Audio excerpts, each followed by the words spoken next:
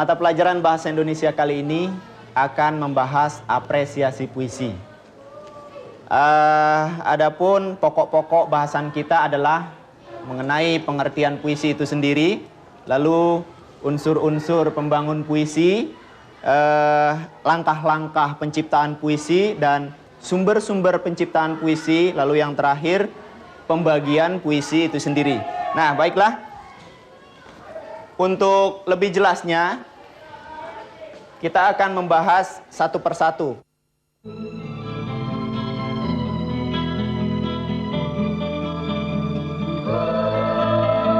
Tuhan, kita begitu dekat, sebagai api dengan panas. Aku panas dalam apimu. Tuhan, kita begitu dekat, seperti kain dengan kapas. Aku kapas dalam kainmu.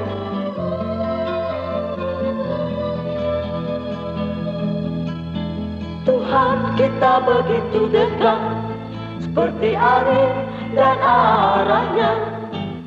Kita begitu dekat.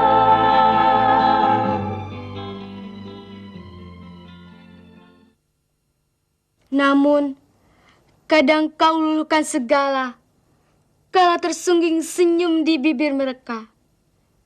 Tiada sepadam kata untuk memuja. Kaulah embun pagi, penyejuk hati. Kaulah yang membuat kuntum-kuntum di hati mekar berseri. Kaulah segalanya bagiku. Lu lagi ngapain? Kamu, Saf, mau ngapa-ngapain? Bayu, siapa? Masuk. Tuh, kan ketahuan. Ayo, masuk. Makasih. Tumben-tumbenan datang. Berduaan lagi. Enak aja. Kan tadi si Bayu ngajakin aku ke rumah kamu. Alah, jangan bohong. Iya, kok nggak percaya sih. Oh iya, tadi kami di luar sempat mendengar kamu membaca puisi. Bohong. Kapan kamu dengarnya? Tadi sebelum kami masuk, kami kan nguping dulu di luar berdua. Jadi nguping. Enggak Bu, kok. Bu. Puisi kamu bagus loh. Boleh lihat nggak? Boleh, tapi jangan kolok ya. Enggak lah.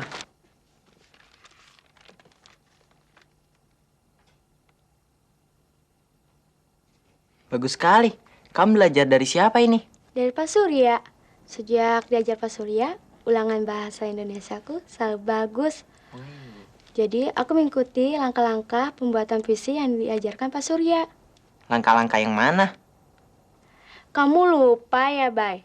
Langkah-langkah pembuatan puisi itu dimulai dari konsentrasi, kenangan, inspirasi, dan keyakinan. Maksudnya? Maksudnya, sebelum kita mulai menulis puisi, kita harus memusatkan perhatian untuk menjadi kenangan. Nah, akan timbul suatu inspirasi atau ilham untuk menulis puisi. Dan kita harus yakin bahwa yang kita tulis itu adalah suatu yang indah. Tar. Kalau tidak punya pengalaman bagaimana? Bayu, semua orang pasti punya kenangan. Karena kenangan yang dapat dijadikan sebagai sumber penciptaan puisi itu bisa berasal dari pengalaman, pengamatan, pendapat, dan imajinasi atau daya hayal.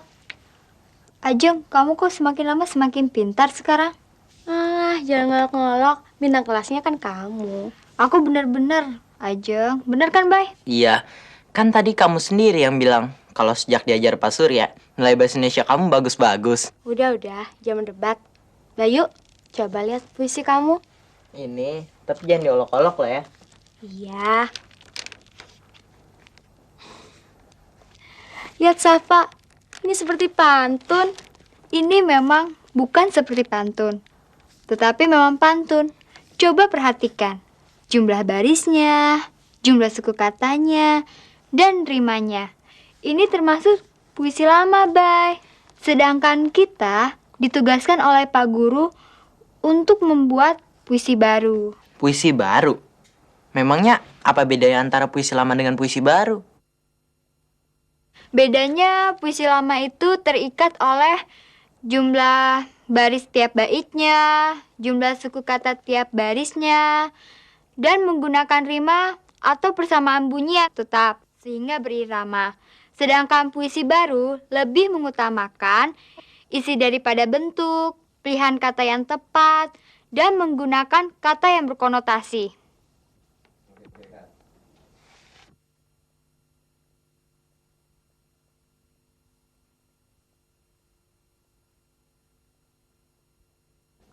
Lalu, menurut kalian, puisiku bagaimana? Menurut pendapatku, puisimu sudah cukup bagus. Terutama isinya tentang nasihat. Cuman sayangnya, Bay, kamu menggunakan bentuk puisi lama. Coba lihat puisi kamu. Oke.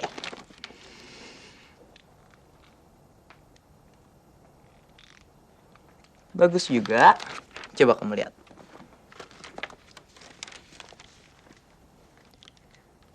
Iya, bagus. Musim telah berganti. Bunga mawar merah mulai merekah. Sudah.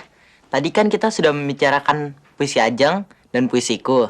Nah, sekarang giliran puisimu yang kita diskusikan.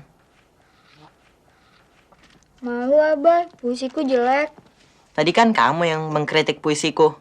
Tapi puisi Safa memang bagus. Apa yang harus dikritik? Ya sudah, kalau tidak ada yang bisa dikritik, lebih baik tunjukkan saja kelebihannya padaku. Jadi aku bisa memperbaiki puisiku. Coba dengarkan ya. Aku bacakan puisi Safa. Musim telah berganti. Bunga mawar merah mulai merekah. Cukup, Ajeng, cukup. Emang kenapa? Memang bagus kok. Coba perhatikan. Bunga mawar merah mulai merekah. Di sini, kamu menggunakan rima datar, yaitu dalam kata merah dan merekah. Dan kamu juga menggunakan rima aliterasi. Aliterasi? Apa itu? Aliterasi itu adalah persamaan bunyi konsonan pada larik yang sama maupun yang berbeda. Seperti bunyi M pada kata mawar, merah, mulai, dan merekah. Apa Safa juga menggunakan kata berkonotasi? Oh iya, mawar merah itu kata yang berkonotasi. Apa konotasinya? Mawar merah berkonotasi dengan Safa, gadis remaja yang sedang... Ini sih bukan namanya diskusi, tetapi ngerjain. Aduh Safa, dikit-dikit marah. Maksudku, gadis remaja yang beranjak dewasa. Apa salahku? Kita semua kan akan beranjak dewasa. Jadi konotasi itu sama dengan kiasan. Tidak sama, Bay. Konotasi itu tautan pikiran yang menimbulkan nilai rasa pada seseorang ketika berhadapan dengan sebuah kata. Contoh lain misalnya, embun pagi yang berkilauan. Itu berkonotasi dengan suasana hati seseorang yang sedang bahagia. Pilihan katanya bagaimana? Pilihan katanya tepat sekali. Untuk melukiskan masa pubertas atau masa pancaroba, Safa menggunakan musim berganti. Sekarang aku tahu. Puisi Ajeng tadi juga menggunakan kata berkonotasi, yaitu kata embun pagi berkonotasi dengan... Orang yang dicintai. Hus, jangan ngawur kamu. Maksudku, orang yang dicintai itu bisa ibu, ayah, atau saudara-saudara kita. Satu-satu. Apanya yang satu-satu, Bay? Tadi kan Safa yang marah. Nah, sekarang Ajeng. Oh, iya ya. Nah, sekarang kita lanjutkan lagi. Tadi kata embun pagi pada puisi Safa itu berkonotasi dengan suasana hati yang sedang berbahagia.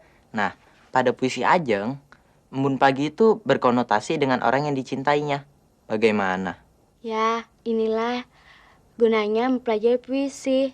Agar kita bukan hanya tahu makna yang tersurat, tapi kita juga tahu makna yang tersirat. Maksudnya? Orang yang paling bahagia itu kalau bertemu orang yang paling dicintainya. Memang benar. Ajeng semakin lama semakin pintar aja. Benar kan, Bay? Apalagi dalam menciptakan puisi ini, Ajeng benar-benar menunjukkan kemampuannya.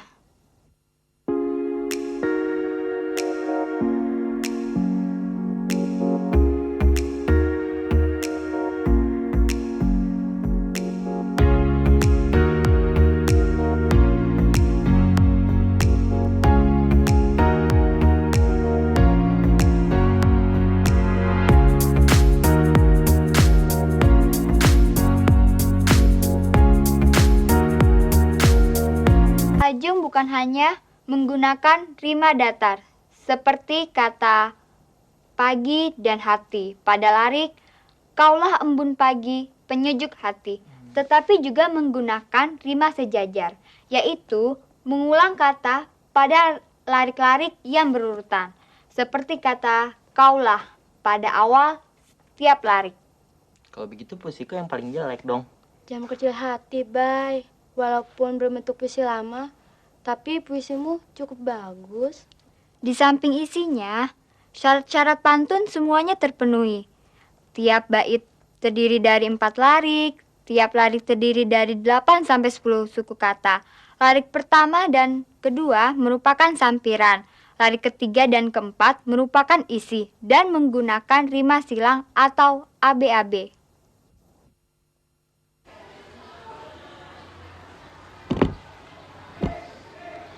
Nah, baiklah anak-anak, setelah kita membahas masalah apresiasi sastra, terutama tentang puisi, ada hal-hal yang penting yang perlu kalian perhatikan. Untuk menciptakan puisi yang baik, diperlukan langkah-langkah.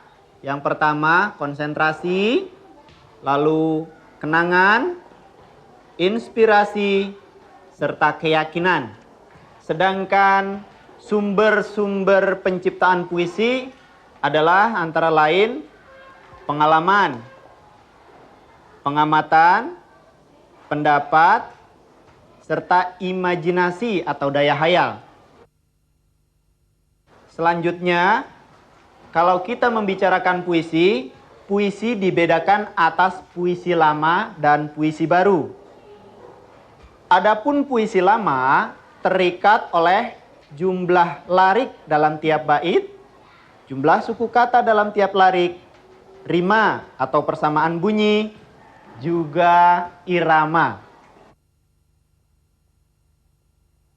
Sedangkan puisi baru lebih mengutamakan isi daripada bentuk. Pilihan kata yang tepat, penggunaan kata yang berkonotasi. Nah, tadi dalam puisi lama kan terikat oleh diantaranya rima atau persamaan bunyi. Nah, di sini bisa kalian kenal beberapa jenis rima. Antaranya rima datar, rima sejajar, rima aliterasi, dan rima silang. Adapun rima datar adalah persamaan bunyi yang terdapat pada larik yang sama. Sedangkan rima sejajar adalah pengulangan kata yang sama pada larik-larik yang berurutan. Lalu, rima aliterasi adalah persamaan bunyi konsonan pada larik yang sama. Dan kemudian, tadi telah Bapak sebutkan, yaitu rima silang atau biasa dirumuskan dengan AB. Nah, ini adalah persamaan bunyi akhir larik pertama sama dengan bunyi akhir larik ketiga. Sedangkan bunyi akhir larik kedua sama dengan bunyi akhir larik keempat. Nah, rima semacam ini biasanya digunakan dalam pantun, seperti pantun yang telah diciptakan Bayu. Nah, lalu pada puisi baru di sana juga dikatakan penggunaan kata yang berkonotasi. Mungkin kalian belum mengerti tentang konotasi itu. Nah, makna konotasi yaitu tautan pikiran yang menimbulkan nilai rasa pada seseorang ketika berhadapan dengan sebuah kata. Baiklah, anak-anak sekalian, sebelum Bapak lanjutkan bahasan kita, Eh, pada waktu yang lalu Bapak memberikan tugas pada kalian untuk membuat puisi. Sudah siap semua? Ya, baiklah. Walaupun ada yang berkata belum, seperti kamu ya, belum. Tidak apa-apa. Tapi Bapak yakin semua yang ada di sini mencoba membuat di rumah. Dan sebelum kalian membacakan puisi kalian di depan kelas, Bapak mau bertanya. Pengertian tentang puisi. Siapa kira-kira yang mau menjawab? Saya, Pak. Ya, coba kamu, Susan. Puisi adalah salah satu bentuk karya sastra yang terdiri atas bait-bait dan larik-larik. Ya, bagus. Sekarang siapa lagi yang ingin menjawab lebih tepat? Saya, Pak. Ya, coba kamu, Sano. Puisi adalah rangkaian yang terikat oleh jumlah larik, jumlah suku kata, dan rima.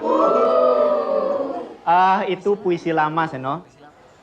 Ada lagi yang mau menjawab? Saya, Pak. Ya, kamu aja. Puisi adalah karya sastra yang mengungkapkan pikiran dan perasaan penyair secara imajinasi dan disusun dengan berkonsentrasi bahasa dalam struktur fisik. Ya, bagus, Ajeng. Coba kamu ulangi, Safa. Puisi adalah bentuk karya sastra yang mengungkapkan pikiran dan perasaan penyair secara imajinasi dan disusun dengan mengkonsentrasikan bahasa dalam struktur fisik. Ya, bagus sekali. Nah, dari pengertian tadi, puisi memiliki dua unsur pembangun. Yang pertama, unsur batin atau unsur tematik, dan unsur fisik atau unsur bentuk. Nah, unsur batin atau unsur tematik berisi ungkapan pikiran dan perasaan penyair yang terdiri atas tema, nada, dan amanat. Sedangkan unsur fisik atau unsur bentuk terdiri atas diksi, pengimajinasian, kosakata konkret, majas, dan tipografi puisi. Saya, Pak. Ya, Bayu. Pak, saya mau bertanya, yang dimaksud dengan nada dalam unsur batin puisi itu apa?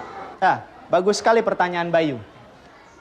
Nada dalam unsur batin puisi adalah gaya penyair dalam mengungkapkan pikiran dan perasaannya. Ada penyair yang mengungkapkan pikirannya dengan nada menyindir, mengkritik, mengejek atau sinisme, sedih atau melankolis, menggurui, dan lain sebagainya. Lalu ada lagi yang ingin bertanya? Saya, Pak. Ya, coba kamu, Safa. Apa yang dimaksud dengan kosakata konkret dan tipografi puisi, Pak? Ya, bagus pertanyaannya. Di antara kalian ada yang mau menjawab? Kamu, Ajeng? Ya, dengarkan. Tipografi puisi adalah bentuk-bentuk bait puisi. Nah, bentuk bait puisi ini ada yang terdiri atas 2 larik, 3 larik, 4 larik, dan seterusnya. Sedangkan kosakata konkret adalah kosakata yang dapat ditangkap oleh panca indera. Misalnya bunga mawar, burung, lalu bau yang harum, angin, sejuk, dan lain sebagainya. Nah, kosakata konkret dalam puisi biasanya berkonotasi. Pak, boleh bertanya? Oh, boleh, boleh. Kata burung berkonotasi dengan apa? Baiklah. Burung berkonotasi dengan kebebasan. Seperti kata syair, burung-burung berkicau dengan riangnya di atas dahan. Lalu ada pertanyaan, kalau burungnya ada di dalam sangkar bagaimana, Pak? Burung di dalam sangkar itu berkonotasi dengan ketidakbebasan atau terbelenggu. Seperti ini contohnya. Wahai kau burung dalam sangkar, sungguh nasibmu malang benar. Ya, baik. Sekarang begini, sekarang tugas kalian kan sudah membuat puisi sendiri-sendiri. Nah, Bapak akan panggilkan satu persatu untuk dibacakan di depan kelas. Coba, kamu Bayu, silahkan.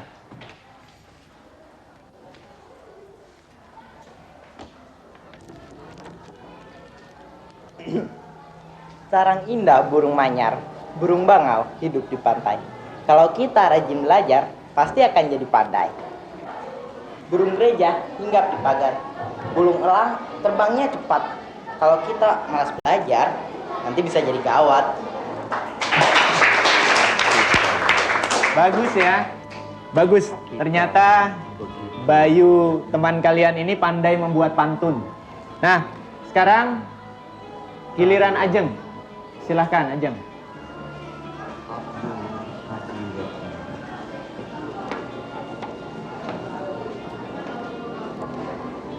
Kau, jika fajar menyala di ufuk ini, membayang warna merah merona, bermekaran berjuta harapan.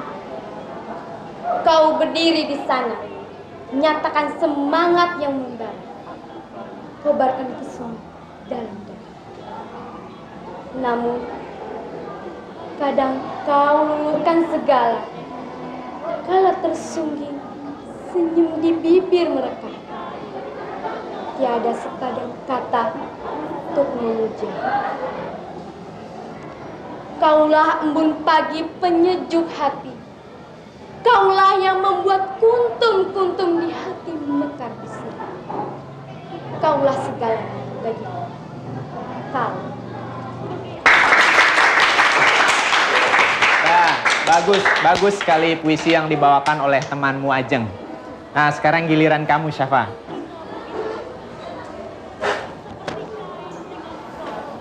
Kuntum bersemi, karya Safa. Musim telah berganti, bunga mawar merah mulai merekah. Titik-titik embun pagi berkilau, gemerlap di sinar surya.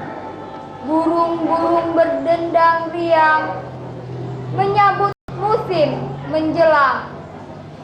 Kuntum-kuntum di taman, tunas-tunas di dahan, mekarkan kelopaknya, bersemi berseri. Angin sepoi berlalu, membelai bunga mawar kuning ungu, berpadu menyatu dalam sendu rindu.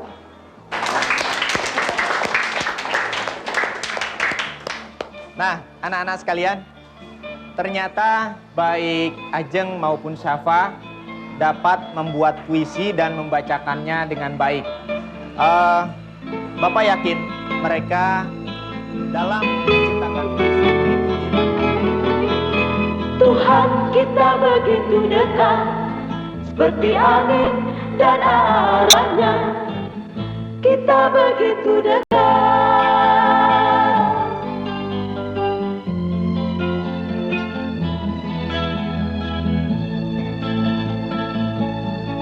Dalam gelap ini aku nyala pada lampu padamu.